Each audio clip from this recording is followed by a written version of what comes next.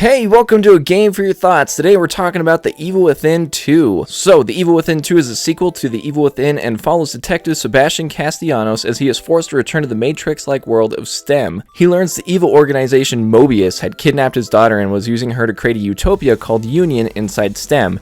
But something is going horribly wrong and Union is falling apart while the residents are being turned into horrible creatures. So, Sebastian must journey through the dread-filled world of STEM to save his daughter and fix the town of Union. Right off the bat, this game shoves a lot of story in your face. It can be overwhelming for the player, especially if you've never played the first game. It does take its time setting up the situation and establishes Sebastian's motivations for going back into the world of STEM. I didn't mind this as it did a good job of showing us that he's still scarred from the events of the first game, that he didn't just shrug it off and move on with his life. He's a total wreck and doesn't know how to deal with it at all. I thought they established this very well and I appreciate that. One thing that was a bit forced was the addition of his wife and daughter. It didn't feel like it was a natural introduction. It could have worked a lot better. It shows you scene after scene of them doing stuff together, or Sebastian looking at a picture and it's like, we were so happy together, my wife and daughter are the best and I just love them so much. This goes on for the first 15 or 20 minutes of the game and it begins to drag on a little more than I would have liked. When the game finally puts you in control, this is when it actually does a better job at story presentation and world building. Exploring the town of Union reveals a lot more of what's going on through talking with characters and picking up collectibles, notes, and messages. It builds a world that feels dreadful with each new detail. I loved learning about this digital world because in the first game, you didn't really know it wasn't real until the end of the game. So this game had the difficult job of making it feel scary and unpredictable, although the player and the characters know it's not real. And they pulled it off spectacularly. They always keep you guessing with new enemies, creepy new areas, and lots of gameplay elements that keep you on your toes throughout the whole experience. As the story progresses, you begin to care a lot more about Sebastian's goals and his internal struggles with the events of the previous game, and I thought they handled this all really well. At first, I felt like I was forced to care about his family, just like the kid at the beginning of the game was forced to eat his food. I said eat!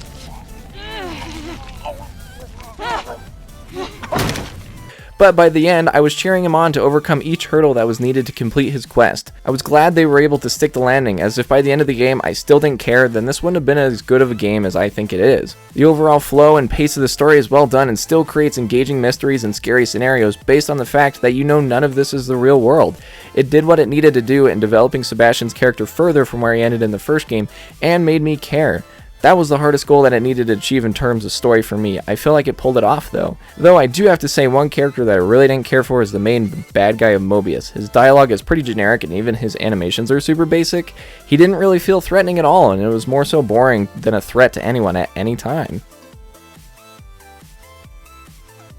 The gameplay is where I honestly feel like this game shines the most. This is one of the grandest examples of a sequel that improves upon its predecessor in almost every way. The best thing though is that it feels like it keeps it familiar. A lot of the elements are the same but improved in a way that makes it work a lot better.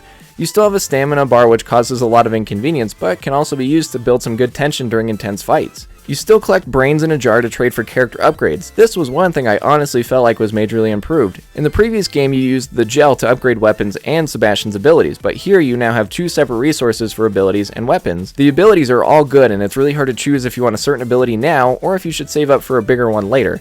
The categories can help you hone in on specific parts of the gameplay, specifically stealth or combat. This was great as it kind of let you choose if you wanted to be a little bit more stealth or combat based gameplay, but I like to say, why have one when you can have both? As for the weapons, you now have to collect weapon parts and find workbenches where you can improve your accuracy, damage, and critical hit percentages. This was great as it encouraged you to explore the world to find weapon upgrade parts. Your weapons benefited greatly from each upgrade, and I feel like the game encouraged you to play multiple times, so if you wanted to fully upgrade each weapon, that was really the only way to do it. Along with this is a small crafting system for ammo of different types. As you explore the world and defeat enemies, you pick up different materials that you can then take to a workbench and create more ammo.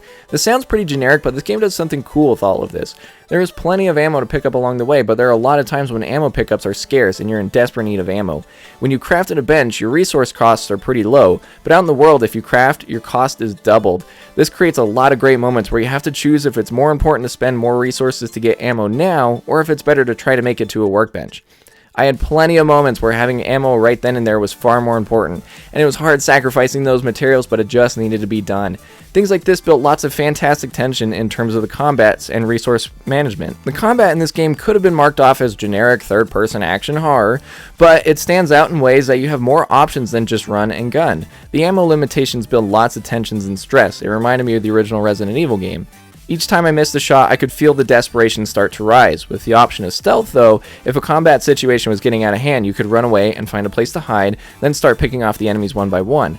There was lots of environmental things that helped you out as well, but only if you really needed it. Explosive tanks are one that you can shoot for a big explosion, or you can even tip it over to create an oil pool that you can then use to create a chain reaction of flames between enemies. The semi-open world is a great place to explore, as there are so many small side quests and extra objectives that reward you with more resources, weapons, or story elements.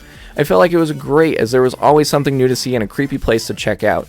The game helps you along with a communicator that picks up on key items to help you guide you to new places. You didn't have to explore every corner, but if you did, you were heavily rewarded for it. When you get to key moments of the game, there are some very spooky boss fights to put your skills to the test. Lots demand you be aware of your environment and how to use it to your advantage, or make sure your accuracy is on point because you have to make each shot count. And honestly, I don't think there was one boss in here that I didn't like. By the end, I felt like maybe even one or two more wouldn't have been a bad thing. The designs of all the bosses are super gross, creepy, or just plain disgusting. This was one of my favorite things about the first game, and I'm glad they kept this going here in the sequel. In terms of pacing and overall enjoyment of actually playing the game, there was nothing I didn't like. It was all so much fun to play through and always kept me guessing along the way. By the end, I still didn't feel comfortable just running around every corner. I was so cautious to the very end. I enjoyed collecting resources and exploring the world of STEM. There was always something interesting to see or a fun new enemy to fight. I felt rewarded for going out of my way, and the benefits of stepping out of your comfort zone are felt. This game was just flat out fun to play.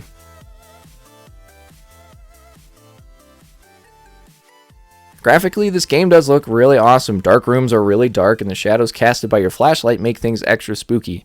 All the enemy and character designs are fantastic. The bad guys are spooky and have lots of gross moving parts. The enemy design is yet another thing I loved about the first game, and they did it just as good, if not a little better, here in the sequel. The world and environment designs are another great thing that deserves praise. There are so many fantastic little details that makes the worlds you're in feel more alive, or the lack thereof. I will note there are some texture pop-ins during cutscenes, and transitions between areas can take a minute to load, but this game really ran smoothly and I didn't have any major technical issues.